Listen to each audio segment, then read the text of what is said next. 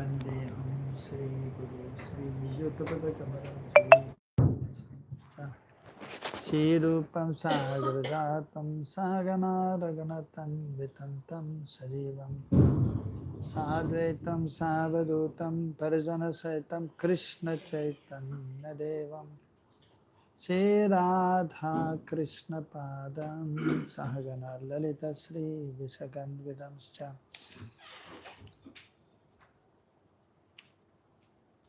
He Krishna Karuna Sindhu Dino Bandhu Jagatpate Gopesha Gopika Kanta Radha Kanta Namastate Tapta Kanchana Gaurangi Radhe Vrindavaneshwari Prishabhano Sade Devi Pranamami Hari Priya Vanchakalpatarubhascha Kripa Sindhu Vyahevacha Paritanam Pavanebhyo Vaishnavebhyo Namo Namaha Sri Krishna Chaitanya Prabhu Nihitananda Sri Adaita Gadadhara Shivajari Gaura Bhakta Hare Krishna Krishna Krishna Hare Hare Hare Rama Rama Hare Hare Hare Nama Eva Kevalam Kolau Nastyeva Katiranyata.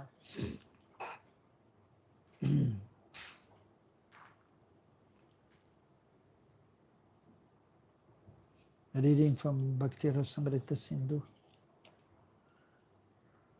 Eastern section, second wave, Sarana Bhakti. Tatra ekanga yatha grantantare. Examples of practicing one anga are illustrated in another work. Sri Vishnu Savane Parikshit Abhavad Vyavasa Kihi Kirtane Pralada Smarane Tad Angri Bhajane Lakshmi Pritu Pujane. Parikshit is an example of hearing about the Lord, and Shukadev is an example of chanting the glories of the Lord. Prahlad is an example of remembering the Lord, and Lakshmi is an example of serving the lotus feet of the Lord. Pritu is an example of performing deity worship of the Lord.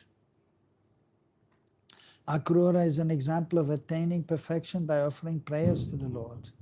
Hanuman is an example of service with the attitude of a servant of the Lord. Arjuna is an example of friendship with the Lord. Bali is an example of offering the self to the Lord. They achieved Krishna by following principally one anga.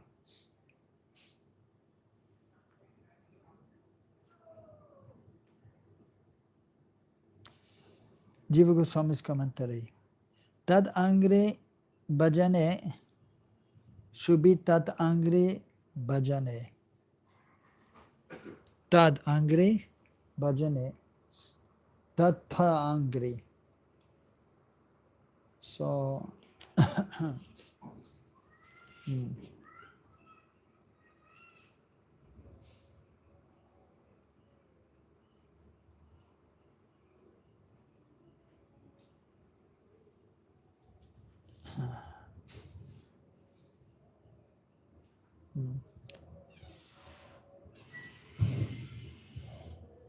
so let me see here.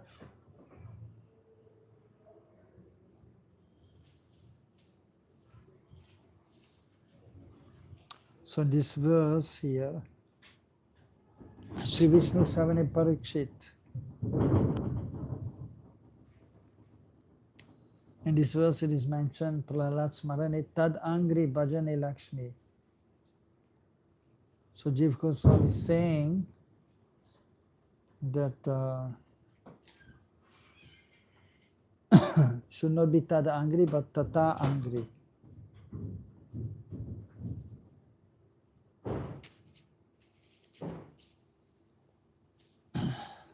Aneka Anga Yatha Navame. An example of practicing many angas equally is found in the 9th canto. Savai Mana Krishna Padada Vindayor vasam chivakunta gunanuvarnane. Karau harer mandiramajanadishu sutim chakarachyuta satkatodaye mukundalingalaya darshane drisho tadbritya gatra spasya anga sangamam granam chatatpada saroja saurabe shimat tulasya rasanam tadarpite padau hare kshetra padanusarpane shiro rishikesha padabhivandane kamam charasye natu kamakam yaya yatottama shloka janashaya ratihi. So from 9th canto. Anyone knows who that is? Where are you? Amrish Maharaj. Yeah, Amrish Maharaj. You're already reading the 9th canto? On the 9th canto. So Savamana Krishna Padada Vindayo. So he's fixed his mind on the lotus feet of the Lord. So Maharaj Ambarish always engaged his mind in meditating about the lotus feet of Krishna, his words in describing the glories of the Lord, his hands in cleansing the Lord's temple, and his ears in hearing the words spoken by Krishna or about Krishna. He engaged his eyes in seeing the deity of Krishna, Krishna's temples and Krishna's places like Mathura and Vrindavan. He engaged his sense of touch in touching the bodies of the Lord's devotees. He engaged his sense of smell in smelling the fragrance of tulsi offered to the Lord, and he engaged his tongue in tasting the Lord's prasad. He engaged his legs in walking to the holy places and temples of the Lord, his head in bowing down before the Lord, on all his desires in serving the Lord 24 hours a day. Indeed, Maharaj Ambarish never desired anything for his own sense gratification. He engaged all his senses in devotional service and various engagements related to the Lord. This is the way to increase attachment for the Lord and be completely free from all material desires. Jiva Goswami's commentary. After offering tulsi leaves to the lotus feet of the Lord, the leaves take on the special fragrance of his feet. Ambarish engaged his nose in smelling that fragrance. In the phrase Mukunda Lingalaya, Darshana, the word Linga means the deity form of the Lord. Ambarish engaged his feet in walking to the holy places, kshetra, such as Mathura, and to the Lord's temples, Pad. And so he engaged all his senses in these activities in such a way that the devotees of the Lord would be pleased. Yata uttama shloka janashraya ratihi. Vishwanath Chakravarti Thakur's commentary. He engaged his eyes in seeing the forms of Mukunda, the temples of the Lord, the eternal dhams such as Mathura and the Vaishnavas. He engaged his nose in smelling the Lord's lotus feet with tulsi leaves on them, and in smelling the tulsi that had been offered to the lotus feet of the Lord. This means he had direct contact with the Lord's feet, covered with tulsi. He engaged his tongue, rasanam, in tasting the food offered to the Lord, tad arpite. He engaged his feet in repeatedly going to the Lord's holy places, kshetra, such as Mathura, and to the Lord's temples, pada. He engaged his head in bowing down to the feet of the Lord and to the feet of the devotees. He did all this in such a way that Rati, devoid of material attachments, found in the devotees of the Lord, Uttama Shloka Jana, such as Prahlad, would appear.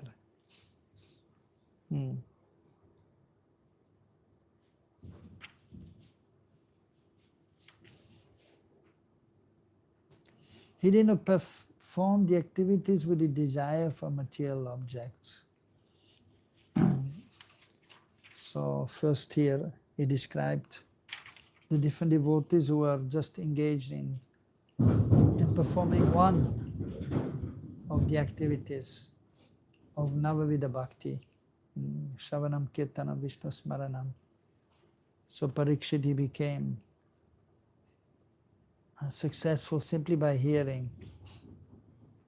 Of course, ultimately we have to understand that so he was hearing Parikshit Maharaj, then he was remembering also. And then even as explained in Briha Bhagavadamrita, then he was speaking also to his mother of what he had heard, the essence. And from that, the first part of the Briha Bhagavadamrita manifested. But basically, mainly by hearing, so he attained perfection. And Shukadev, of course, a great personality also. And as we know, he heard the Bhagavatam from his father when he was in the womb of his mother.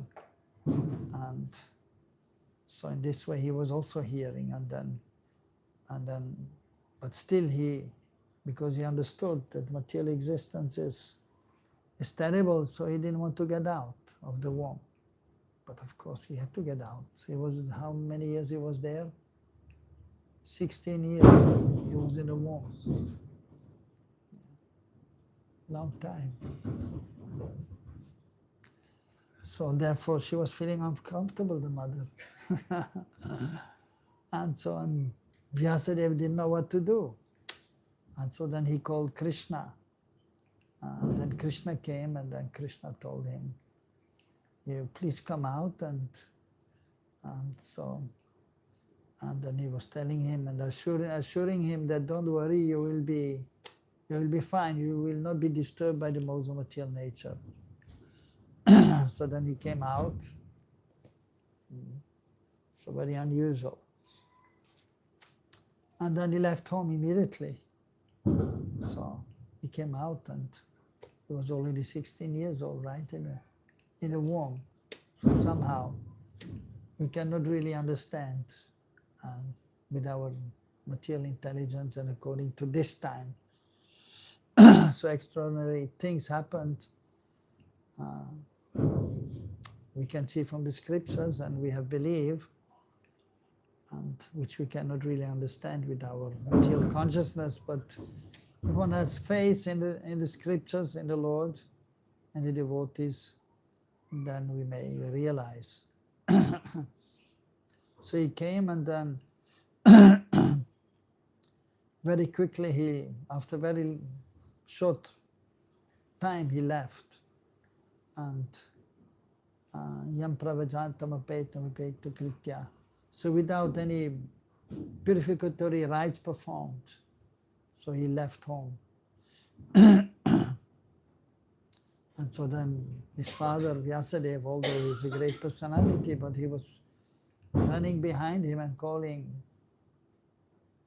"Putra, Putra, oh my son, please come back." So, but he went to the bank of the Ganges, and because he was meant to speak the Bhagavatam, so he was hearing also. And so then he spoke the Bhagavatam to Parikshit Maharaj.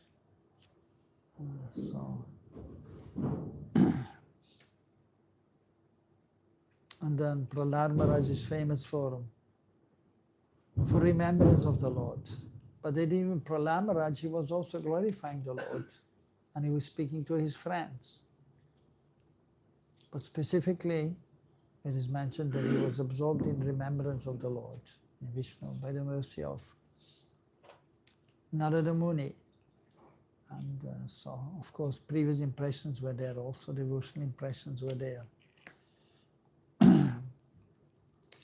And so on. So Prithu Maharaj is known for serving the lotus feet of the Lord. And so he was a king, great king, and definitely then he was instructing also his ministers and the common man to engage in devotional service. And so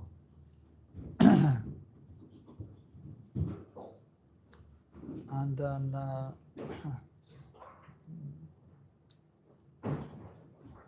so Archanam, no. Padasevanam, that is Lakshmi, she's serving the lotus feet of Vishnu. So she's famous for that. But we know she's doing other services also, not just serving the lotus feet or massaging the lotus feet. Similarly, Prithu Maharaj, so engaged in deity worship, and is famous for that. But as we know in deity worship also, we have to glorify the Lord. We offer prayers to the Lord. So usually more than one activities, one of the limbs, angas of devotional service are performed. But they were famous for specific angas. And then Akrur for offering prayers to the Lord, Vandanam. But he was remembering the Lord also as he came to Braj. He was remembering, and he was remembering his, actually, that is, I was thinking, contemplating, I'm very fortunate to be able to go to see Krishna and bring him and do the seva, bringing him to Mathura. So being asked by Kamsa, who is the king. So, of course, Akrur, so he was doing the seva and he was offering prayers and he's famous for that. At the same time, the bridge buses, they were not so happy with him. They were actually cursing him. Of course, when a devotee is cursing, it is a kind of blessing also.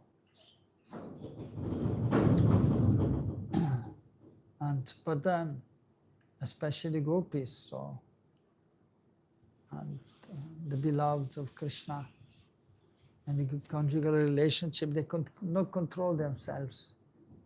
Other times they were somewhat in front of their family members, they were controlled. And they were hiding their love for Krishna. But when Akrur came and to take Krishna Balaram to Mathura, they could not check their feelings. And they openly showed their love for Krishna. And then they were crying also. No, you cannot go, please stay. And one of the gopis just was lying down in front of the wheels of the chariot and saying, no, you cannot go, only over my body. And then they also told Akrura, you're not Akrur, but you're Krur. So Akrur means non-cruel, and Krur means cruel. So you're a cruel person. And so Akrura had to simply tolerate this situation, because ultimately it was the will of the Lord also. So he was bound to do this service. So in the Lord's pastime, in this world somehow, sometimes one is put in an awkward situation. Like even Bhishma Dev, so he was a devotee, and so he loved the Pandavas also, but then he was obliged to fight against the Lord, or the Pandavas actually, and the Lord was there as the chariot driver. So sometimes the situations are very difficult to understand, especially in the Lord's pastimes in this world. But then we have to accept, and we have to go on with our devotional service and tolerate the situation which is here in this world.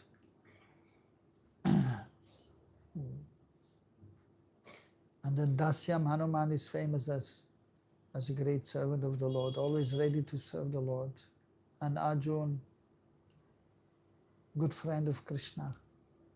So mostly that refers to Arjun in Dwarka or in Hastinapura. So the friendship was there. But then, because Bhagavad Gita had to be spoken, then Arjuna, he took subordinate position and he accepted. Of course, he knew always that Krishna is the Supreme Lord, but he had this relationship, friendly relationship with Krishna as good friends. So that was more prominent than the relationship as a servant of the Lord. But he was aware that Krishna is the Supreme Lord. So that is there in Archanam. And in Sakyam, so which is to intimate the relationship as friends. Of course, in Braj it is more intimate, and there they are not aware that Krishna is the Supreme Lord. And then Bali is explained that he fully surrendered to the Lord. So the point is, they're famous for these different angas, but at the same time they also perform the other angas of devotional service to some extent. Whereas Ambarish Maharaj is famous for engaging in practically all the 9 angas of devotional service. And so engage his mind in meditating upon the lotus feet of the Lord. So this is explained in the scriptures that Ambarish Maharaj was worshipping the deities. He is here a deity of Krishna. And so then he was meditating on Krishna and on the lotus feet of Krishna. So that is the advantage of deity worship, because in the beginning as sadhaka, we cannot remember the Lord because we have not seen the Lord. So therefore, deities are manifested and we can worship the deities and then we can remember the Lord. Or even painters are there, artists are painting beautiful pictures. And so in this way then we can remember Krishna or Vishnu or Ram. Otherwise it is difficult. Otherwise we cannot meditate on the lotus feet of the Lord because we have not seen. But when the deities are there, then we can see. So he was worshipping the deities, and in this way he was remembering the lotus feet, and then he was glorifying the Lord to the ministers and to the servants and even to the common man and to his wives, as explained, he had 20 wives.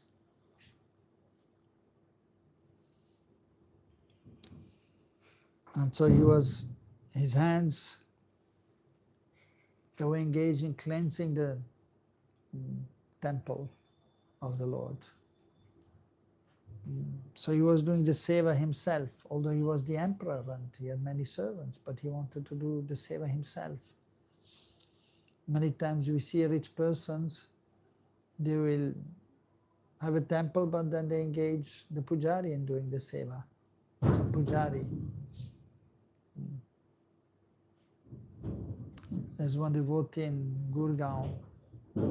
So first time I went to see him, he used to come here also regularly and do some seva for the deities, and one time he invited me to his house. So I went there in Gurgaon and I was staying, and he asked me to give some katha. And so I took darshan with the deities of Radha Krishna, and then I saw pujari was coming every evening and morning and doing the seva. And then I asked him, so you have a pujari and you're not doing any seva to the deities? He said, no, pujari is doing. I said, you should try to do a little seva also. So, there's a question now. Because he is providing everything. He's Yes. providing everything to do puja. Right, so he's getting, someone else is doing right. So who gets the benefit? Well, both are getting the benefit. Who gets the more? Because it's like More is the one who is doing the seva. with proper consciousness. Yeah, with proper consciousness. Yeah. Because he may be just engaged in doing so many other things, and if he's not chanting, not hearing, then he will only get a little benefit of the seva. But he will get that benefit, definitely. But the pujari, if he's a good pujari and if he's chanting and studying, he's serving the Lord, he will get the benefits more. Yeah. And then as I spoke to him, and he had started already chanting, and then he chanted 16 rounds. And so then I encouraged him that you should do a little seva, at least offer some prayers to the deities. He was just doing pranam just for 5 minutes, and then I told him you should do more. And then maybe you can offer some incense, although the pujari did the seva, but then you can offer also some incense, something, do some seva also. That will help you in your relationship with Krishna. And then he did, and then later on, then also his wife was doing and a little seva. And then, so then they got a new house, and then they decided, okay, we will do the seva. And now they do the seva, everything. So Ambarish Maharaj, so the emperor, so he had many servants and he has a lot to do as emperor, the king of the kings. But he was a devotee, and therefore he himself was doing the seva. And cleaning the temple also. Small temple he had, not a big one, but a small temple. So he was doing the shringar, the puja, and he was cleaning. He was getting water from the river himself, picking the flowers. So,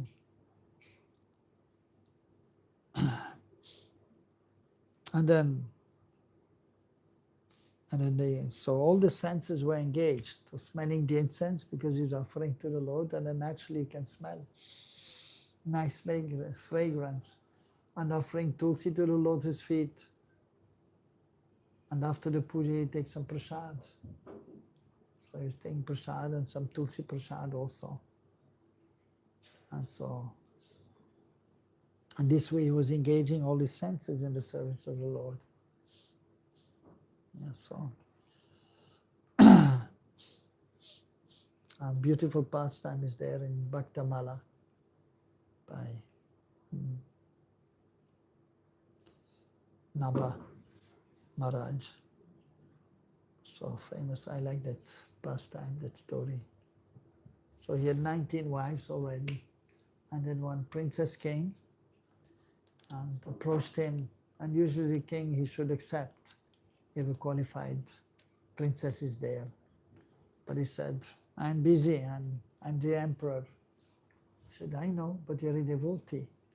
And I fixed my mind on you and I only want to marry you. But he said, I don't have much time because I'm doing my bhajan and I'm worshipping the Lord. And she said, no problem. I just want to be married, even if you didn't give much time, but I want to be married to you. And then finally he agreed. And then so she got her palace, like the other queens also got their palace, and he was visiting them once a month, 20 wives, and some chutti also. Once a day they could meet the husband. And morning was busy in puja, and then noontime managing the kingdom, and evening time, so it was each, so one day seeing one of the queens. So when he went to the queen's palace and the newlywed, and so she said, I heard that you're worshipping the Lord in the morning, so you told me that also. I said, yes, please let me do some seva there. He said, no, I'm doing myself, no need. Please, I want to serve the Lord also. I said, it's my seva and I have to do it. So,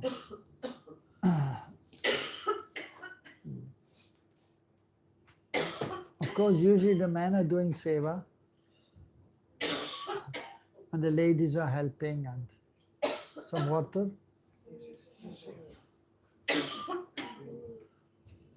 What is it? Incense? No, she's also just, she has some cold and cough.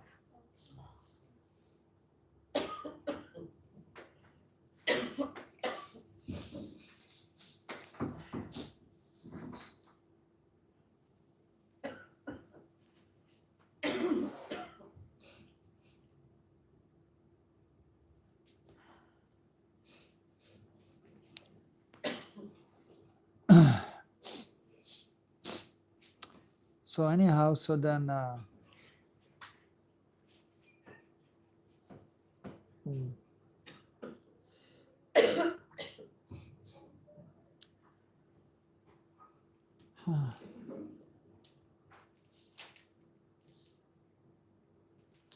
so then as he was doing his seva, so then the newlywed queen, so she went there and she said, let me just clean the temple room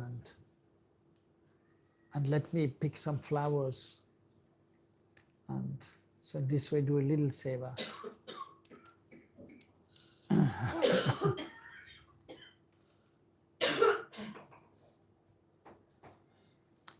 And so then he came he came back from fetching some clean water for the abhishek and the seva of the Lord. And he saw that somebody cleaned the temple room, and on the plate had some flowers and some tulsi leaves. And he was thinking, who is this? He was looking around and calling, but nobody was there. Anyway, he did the seva and then he didn't think much. And next day the same thing happened. And the third day also. Then he thought, let me just check. The next day he went, but instead of going to the river, he was hiding behind a tree, and then he was watching who is coming there, and he saw that the newlywed queen was there, and she was cleaning and picking some flowers and tulsi. Then he mildly scolded her that, why are you doing this? It is my seva, and I want to do the seva. But then she was saying, please be merciful, I also want to serve the Lord. Then he said, okay, we'll do one thing. We'll have a small temple in your palace, and then you can do the seva. So that was done, and then she was serving. And then he was serving his deity, and she was serving her deity. And she was serving so nicely that the deity Ambarish was serving, so appeared to him in a dream and told him, because Krishna is no different, different deities may be there, but same Krishna, and said that, so your queen is doing the seva very nicely. I'm very much impressed by her seva. So then he was very much surprised, and so he got up and then he did his seva, and then he went to the queen's palace and he wanted to find out how she's serving the deity. So in this way, then they were discussing also about the seva and Krishna Katha. And so he was going very often to her place, to her palace, and then the other queens, they heard. And they became envious. And then they complained to Ambarish that, why are you going to this queen and not coming and you're going almost every day now, not coming to see us. And then he explained, because she's serving the Lord and very nicely, so I'm obliged. And then they also expressed the desire to have deities, and then he made small temples in each of their palaces also, and installed the deities also, and then they were all happy serving the Lord. So wonderful pastime of the Lord and his devotees. Ambarish is so famous for his serving the Lord.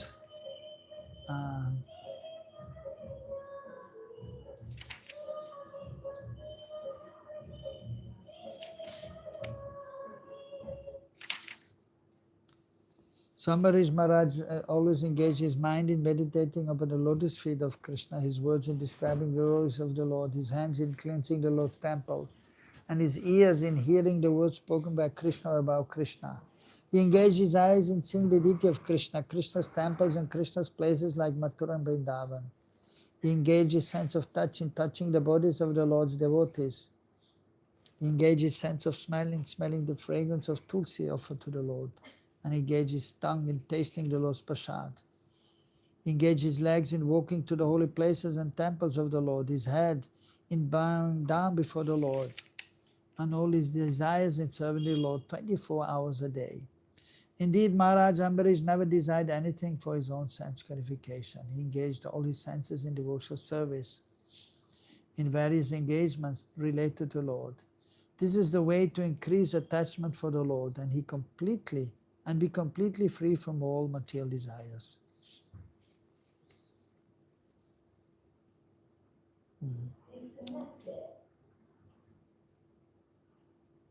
So very nice example of Ambarish Maharaj. I have a question. Yeah.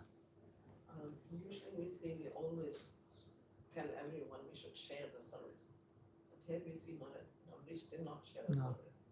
So how do you reconcile it? Yeah.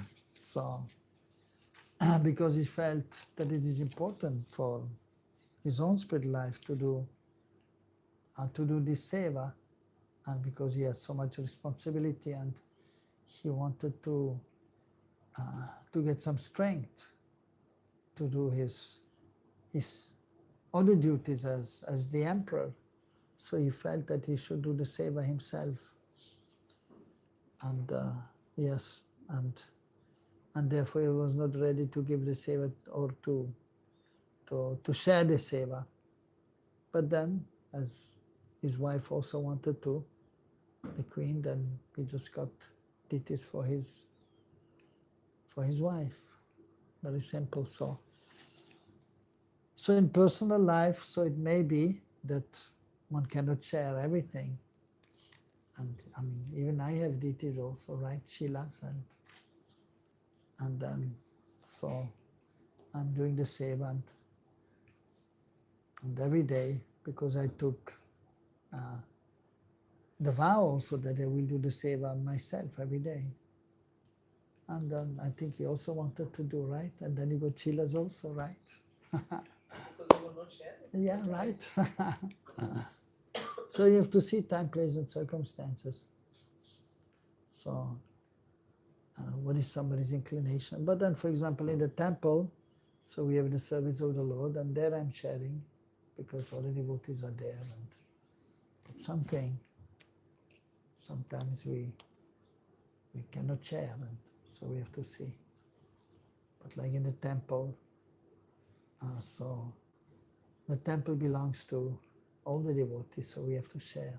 But if in your house, and of course the deities are for everyone, but at the same time, usually also the man is doing the main seva, and the wife is cooking in the kitchen. And in this way she's also serving. And so we have to see time, place, circumstances also. So you sharing the seva? Yeah. Nice. Good.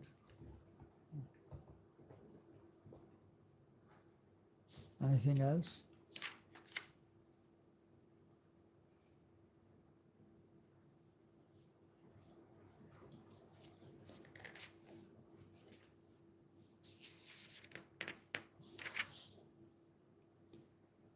Text 269. Shastoktaya prabalaya tad tantan maryadayanvita. Vaidi bhaktiriyam Kaishchan Maryada Marga Uchyate. Some persons call Vaidhi Bhakti the path of rules. Maryada Marg. Since it is bound by strong limitation of the rules mentioned in the scriptures. Vishwanath Chakravarti Thakur's commentary.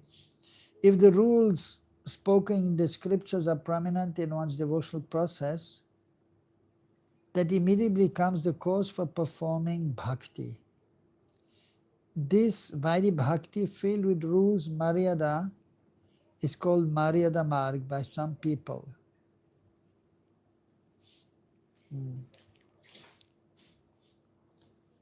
So, Vaidhi Bhakti means following the path of rules and regulations. Is also known as Maryada Marg. And Maryada means as Ramchandra Bhagavan, Maryada Purushottam. So he is the Supreme Lord. So as the Supreme Lord, he is fully independent. At the same time, just to set the example, he was following the rules and regulations of the scriptures in regards to how one should behave as a king, how one should behave as a householder. So he was following very strictly to set the example. He was not transgressing the rules and regulations of the scriptures. So therefore is known as Maryada Purushottam. So Vaidhi Bhakti is known as Maryada Marg, so because one has to follow the rules and regulations strictly. Which is important in the beginning, so that we may be able to serve the Lord nicely. So we have to follow some rules and regulations, because the conditioned soul, by nature, in the material world, is attracted to the material world. And then he will engage in sense gratification. But it should be restricted, the sense gratification. Therefore, the rules and regulations are there. And then we may be able to serve the Lord. And one may be able to act properly according to even one ashram. So the mind and the senses have to be controlled. So therefore many rules and regulations are there. And for example, one should get up early in the morning and one should take a bath. So these are rules and regulations to help one to be able to engage in spiritual activities, to be able to control the mind and senses, and in this way to be able to perform one's duty nicely also according to one ashram. So that is required, otherwise the tendency is there for sense gratification for the conditioned soul. And to be fully engaged in devotional service, it is not easy, so therefore there's some license of sense gratification there for the human being, and more so for the householders than for the renunciants. So, and if we follow rules and regulations, then one can become purified in consciousness, and then eventually one can come to the spiritual platform and then engage in spontaneous devotional service. So that is known as Rag Marg, the spontaneous platform. So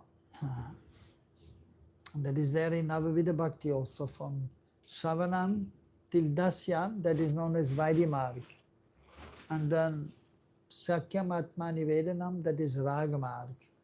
When one is purified in existence, then one will spontaneously want to serve the Lord.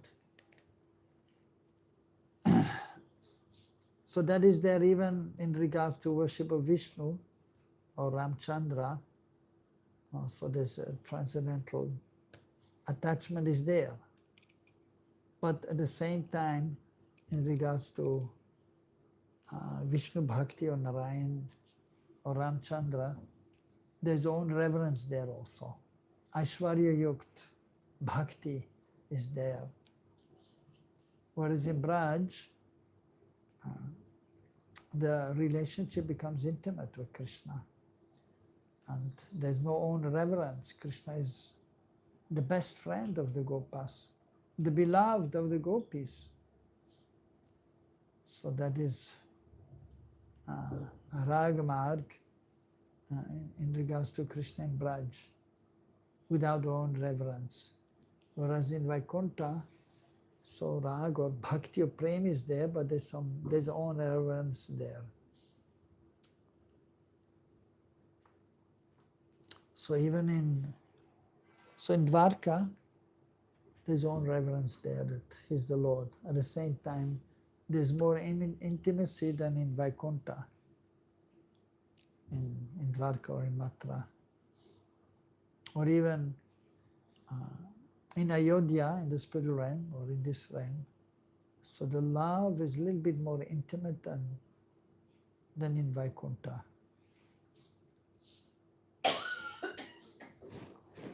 Ata Raganuga. So that is there mentioned in Bhakti Rasamrita Sindhu. Virajantim abhivyaktam brajavasi janadishu ragatmikam anusritya ya sa raganugochate. Raganuga Bhakti is defined as that bhakti which follows after a ragatmik bhakti found distinctively in the inhabitants of Braj. So the inhabitants of Braj, the associates of Krishna, eternal associates, they are known as Ragatmik Jan. So they have deep love for Krishna. So Prem, Sneha, Man, Pranay, Rag, Anurag. So very deep love for Krishna is there. And so this deep love is there, and there is no own reverence. So it is very confidential, very sweet. So the Brij Basis, they are known as Ragatmik Jan.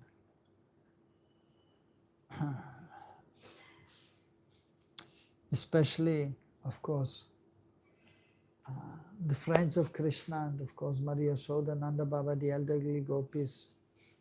So they have this rag for this deep love for Krishna. So whereas the servants and those in Shantaras, like the animals or the cows or the trees, they also have praying for Krishna.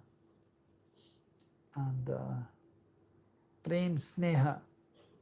Sneha is there, strong affection and love for Krishna.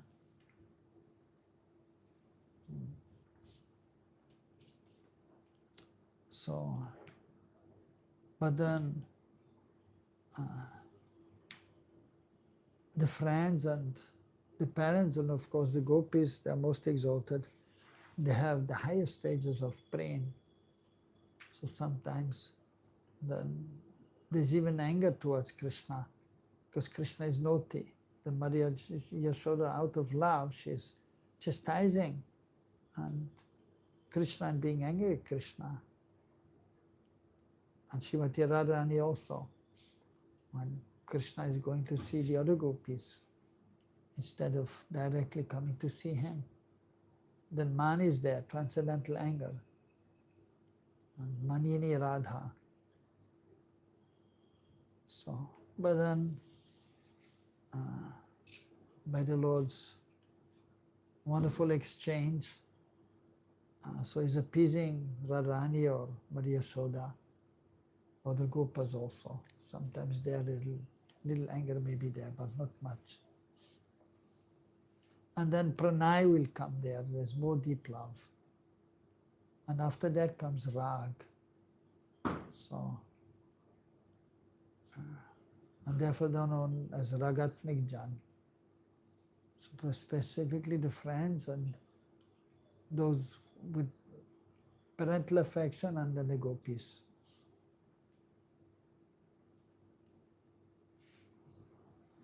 So, and then following this eternal association of the Lord, that is known as Raganuga Bhakti. Hearing about their loving exchange and the mood they have while they're serving Krishna. trying to imbibe that while externally chant the holy names and serve the deities, or cooking, but then internally contemplating Krishna's pastimes with his associates. So that is known as Raganuga Bhakti. So Vishwanath Chakravarti Thakur is explaining, that is called Raganuga Bhakti, which follows after the Ragatmik Bhakti, which manifests Virajantim distinctively, Abhivyaktam, in the inhabitants of Braj. Hare Krishna. There's more to be discussed that will be there in the next verses. Wonderful topic. Hare Krishna.